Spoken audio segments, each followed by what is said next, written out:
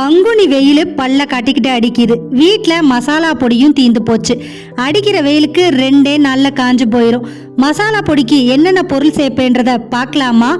1 kilo வரமிளகா, 1.5 kilo வரமல்லி, 100 gram விரலி மஞ்சள், 250 கிராம் சீரகம், 250 கிராம் சோம்பு, 100 கிராம் வெந்தயம், 200 கிராம் கடலைப்பருப்பு, 200 கிராம் துவரம்பருப்பு, 200 கிராம் பொட்டுக்கடலை, குருமிளகு 100 கிராம், கடுகு உளுந்தில்லாத கடுகு 100 கிராம், கசகசா 50 கிராம்.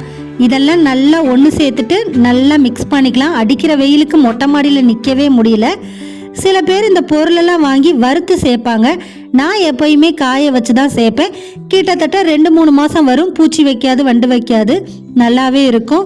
வரமிளகா உடச்சி பார்த்தா உடையணும். அந்த அளவுக்கு நல்லா மொறுமொறுப்பாக காஞ்சதுக்கப்புறம் மிஷினில் கொடுத்து அரைச்சி வச்சுட்டு இந்த மாதிரி ஸ்டோர் பண்ணிக்கிட்டிங்கன்னா கிட்டத்தட்ட 2-3 மாதமேவே வரும்.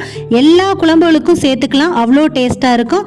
கண்டிப்பாக ட்ரை பண்ணி பாருங்கள். நெக்ஸ்ட் வீடியோவுக்கு என்ன பண்ணணும்? சப்ஸ்கிரைப் பண்ணணும். பாய்.